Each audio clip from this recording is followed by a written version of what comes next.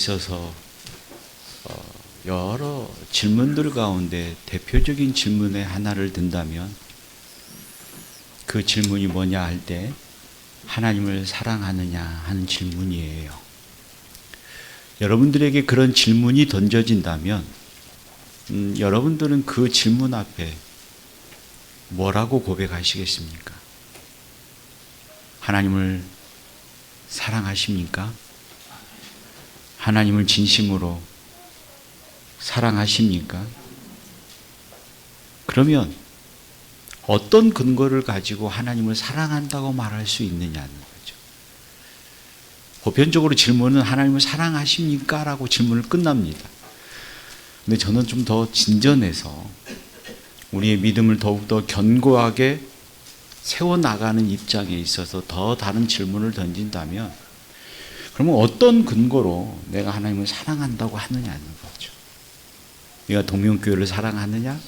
아멘 할 때 그럼 어떤 근거로 교회를 사랑한다고 할 수 있느냐는 거예요. 그 사랑이라고 하는 그 근거가 어디에 있느냐 할 때 이에 대해서 성경은 명백하고 분명하고 확실하게 우리에게 교훈해 주는 말씀이 있습니다. 그것은 다름이 아니라 요한복음 14장 15절에 있는 말씀인데요. 요한복음 14장 15절에 있는 말씀을 보면 너희가 나를 사랑하면 그랬습니다. 다시 말씀을 드리면 너희가 나를 사랑하느냐? 너희가 진정으로 나를 사랑한다면 하면서 그 답변을 이야기하고 있는데요. 그 답변은 뭐냐면 나의 계명을 지키라 그랬습니다. 다시 말씀을 드리면 내가 하나님을 사랑한다고 하는 근거가 어디 있느냐고 할 때 하나님의 말씀을 계명을 지키는 일에 있다 이렇게 말씀하고 있는 거예요.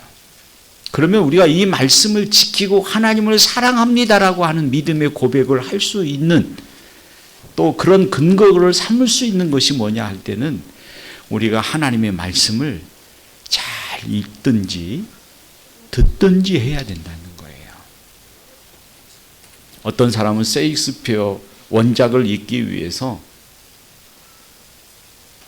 영어를 공부하듯이 우리가 하나님을 사랑하면 그 사랑을 유지하기 위해서 또 사랑을 더욱더 견고하기 위해서는 우리가 어떤 노력을 해야 되느냐?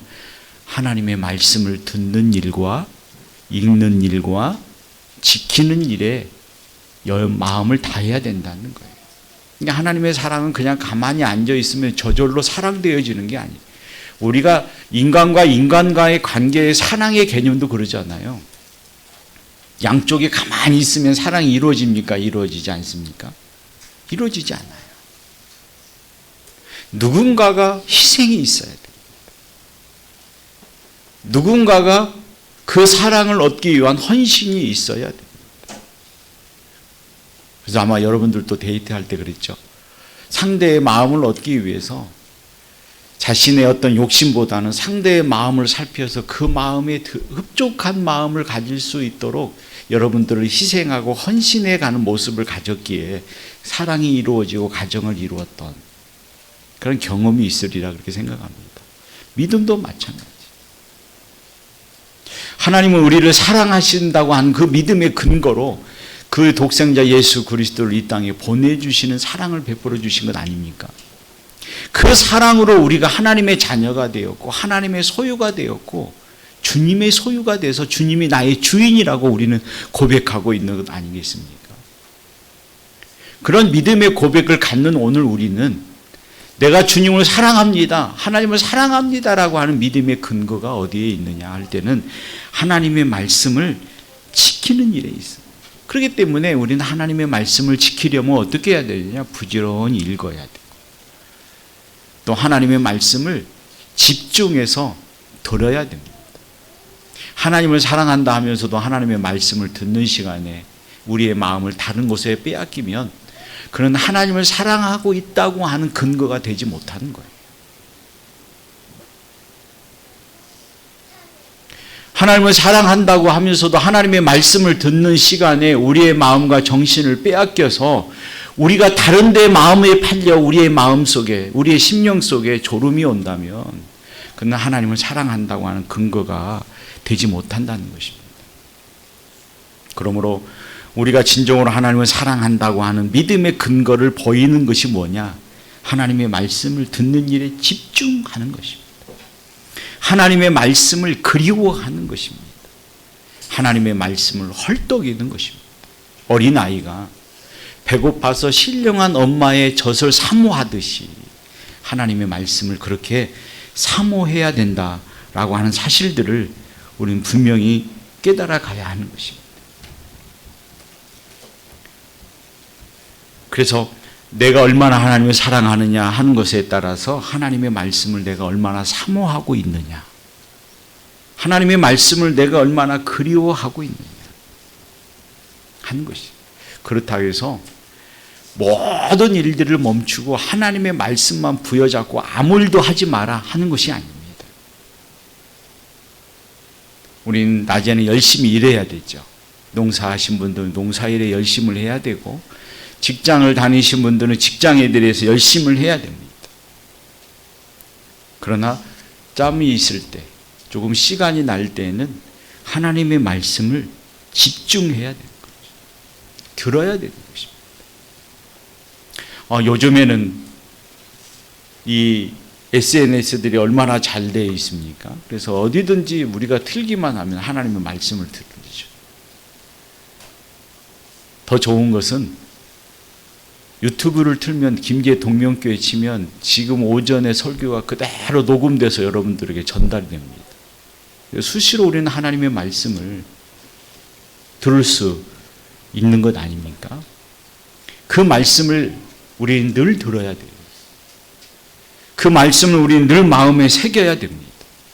그러지 않으면 우리는 신앙생활 하지만 엉뚱한 신앙생활로 나가게 됩니다. 요즘에 미국에서 에즈버리 운동이 많이 일어납니다. 그 에즈버리 운동에서 일어나는 운동은 기도하면서 떨고 고함을 치고 막 악기를 크게 두드리고 그런 신앙의 운동이 일어나지만 결국엔 끝에는 신의 이름으로 기도합니다. 저도 오전에 주일학교 선생님들에게도 말씀을 드리고 우리나라도 그렇게 멀지 않았어요. 우리는 예수님의 이름으로 기도하잖아요. 그런데 신의 이름으로 기도할 때가 멀지 않았습니다. 거기에 우리의 마음을 빼앗기고 우리의 마음이 흐트러지지 아니하기 위해서는, 흔들림이 없는 믿음의 신앙을 갖기 위해서는 하나님의 말씀을 바로 들어야 됩니다. 하나님의 말씀을 바르게 배워야 됩니다. 그리고 그 말씀을 가지고 하나님 앞에 나가는 믿음의 삶이 있어야 됩니다. 왜냐하면 하나님께서 우리를 은혜에 더하시는 방식에 있어서 무엇으로 은혜를 더하게 하시느냐? 하나님의 말씀이에요. 그러니까 하나님의 말씀을 듣지 못하면 뭘 더해갈 수가 없어요? 하나님의 은혜예요. 하나님의 평강입니다. 그러니까 하나님의 은혜와 평강은 하나님의 말씀으로 우리에게 확인되어지는 거거든요. 그리고 우리의 신앙을 견고하게 하는 거거든요. 그래서 제가 여러분들에게 늘 예배에 참석하라는 얘기가 바로 그런 의미입니다. 그냥 예배 시간에 수가 적어서 제가 설교하기가 조금 나쁘고 사람이 많은 데 있어서 많은 사람이 있는 곳에 설교하고 싶어서가 아니라 바로 여러분들의 생명을 위한 것이, 여러분들의 영혼을 위한 것입니다. 내 영혼이 살려면 하나님의 말씀을 들어야 되는 거예요. 그래서 많은 신학자들 또 많은 신앙인들이 우리에게 이야기하기를 하나님의 백성의 기갈과 갈증을 느끼는 것은 물이 없어서 기갈과 갈증을 느끼는 것이 아니라 하나님의 말씀에 연약함이 있어서 기갈과 갈증을 느낀다고 말씀합니다. 이건 해결할 수 있는 방법이 없습니다. 하나님의 말씀을 듣는 일 이외에는 아무 곳에도 해결할 수가 없어요. 그래서 하나님의 말씀을 들을 때 우리에게 놀라운 변화가 일어납니다. 하나님의 말씀이 우리 심령 속에 새겨질 때 크고 비밀한 일들이 우리 속에서 밝혀집니다.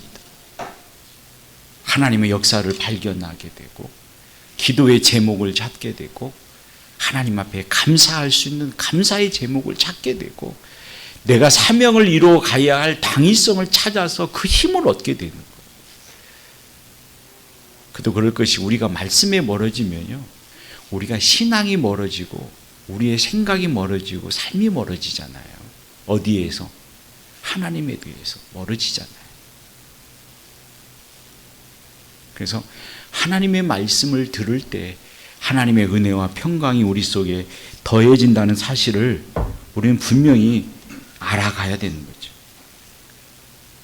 그래서 은혜를 받기를 사모하는 자, 하나님의 은혜가 우리의 마음속에 충만하기를 소망하는 자, 그들은 어떠한 마음을 가져야 되느냐, 어떤 자세를 가져야 되느냐, 하나님의 말씀을 가까이 해야 하는 거죠.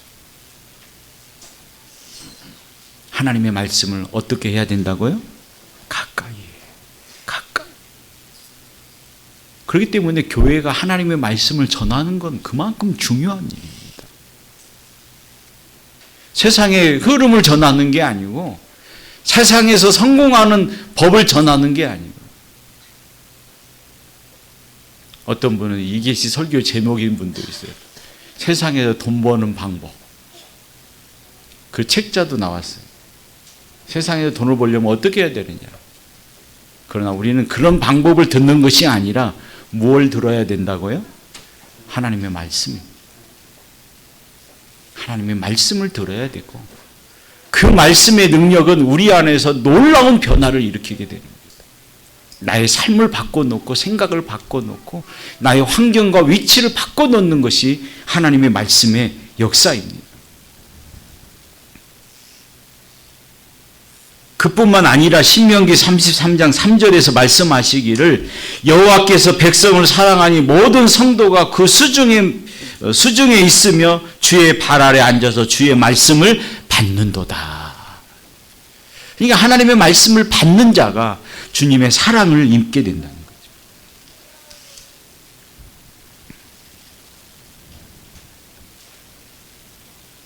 거죠. 그 사랑을 받는 자는 하나님의 말씀을 정금보다도 사랑하는 거예요.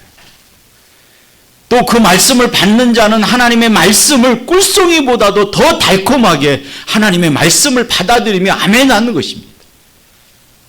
그때 하나님의 능력이 나타나는 거죠.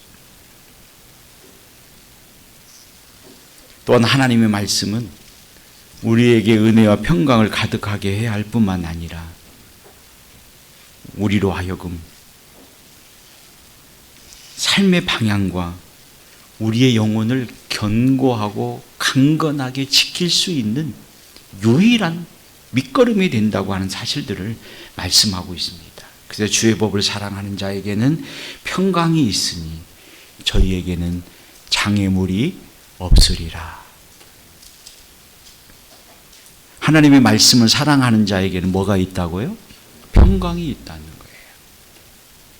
그런 사람들에게는 뭐가 없어요? 장애물이 없다는 겁니다. 그러니까 하나님의 말씀이 우리에게 들어오면 내 고민과 염려와 근심과 걱정 모든 것들을 해결받게 되는 거죠. 무엇으로? 하나님의 말씀으로. 이 말씀은요, 내가 눈으로 본 것보다도 더 견고한 거예요.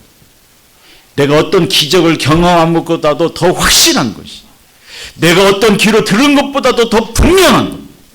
왜? 그 말씀의 역사는 사람의 역사가 아니라 성령의 역사이기 때문에 그렇다는 것입니다.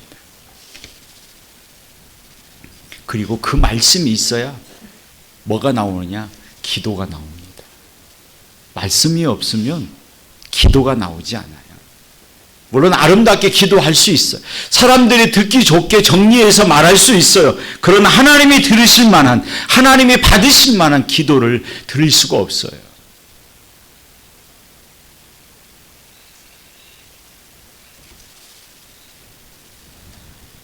그리고 그 말씀에 의지해서 기도할 때 그는 그 말씀대로 지키려 하는 마음을 가지게 되고 그 말씀을 지키는 능력을 소유하게 됩니다.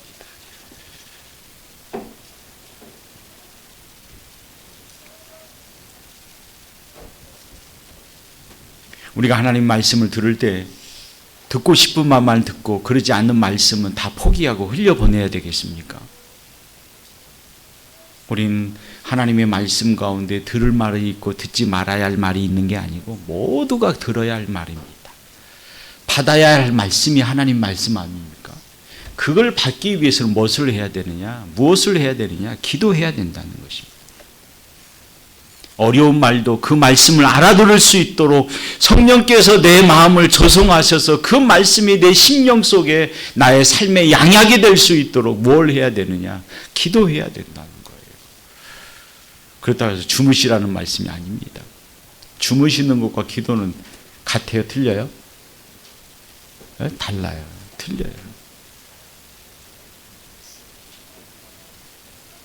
그래서 우리는 하나님의 말씀을 듣고 어느 정도는 만족하고 어느 정도는 불평하고 하는 게 아니라 그 말씀이 전체가 나에게 만족한 말씀으로 들려질 수 있도록 기도해야 된다는 거죠.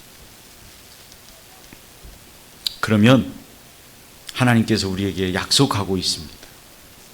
그 뭐냐면 천부께서 구하는 자에게 성령을 주신다는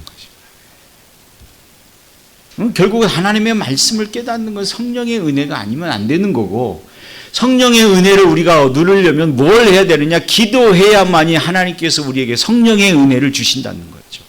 그래서 기도하는 자에게, 말씀을 가지고 기도하는 자에게 성령의 은혜를 주셔서 그 말씀으로 새롭게 만드는 거죠. 그래서 디모데 전서 4장 5절에서 말씀합니다. 하나님의 말씀과 기도로 거룩해진다. 하나님 백성의 방식은 뭐냐? 하나님의 말씀과 기도 외에는 거룩해지는 방식이 없는 거예요. 온전해질 수 있는 방식이 없는 거죠.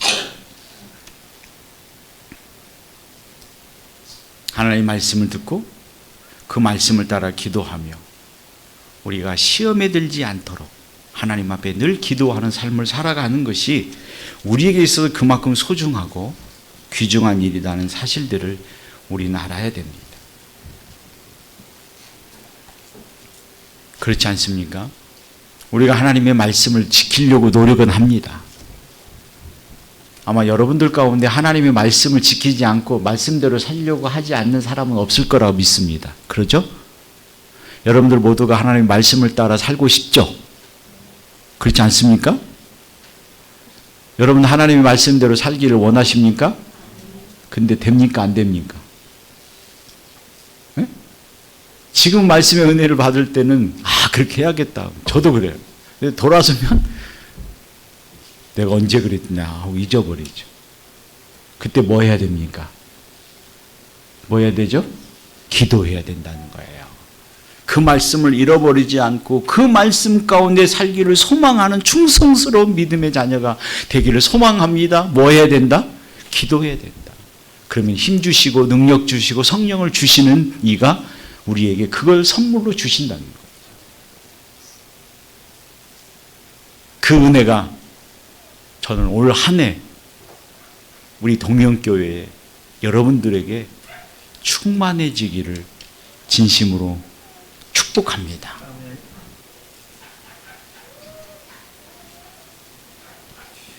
그래서 축복의 말씀으로 말씀 한 구절을 읽고 말씀을 마치려 합니다. 베드로후서 3장 14절.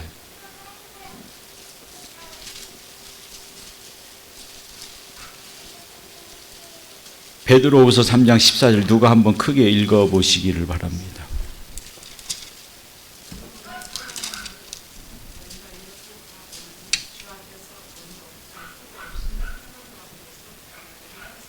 아멘. 그러므로 사랑하는 자들아 너희가 이것을 바라노니. 여러분들에게 바라는 것입니다. 주 앞에서 점도 없고 흠도 없이 평강 가운데서 나타나기를 뭐하라? 힘써라.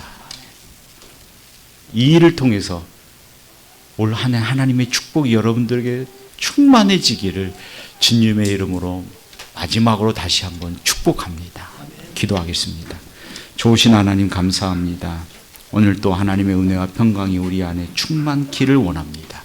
하나님의 말씀으로 기도로 성례로 우리에게 주시는 하나님의 은혜를 우리가 받아서 그에 합당하게 믿음의 말씀 가운데 살기를 소망하는 저희들 되게 하여 주옵소서. 예수님의 이름으로 감사하며 기도 올리옵나이다. 아멘.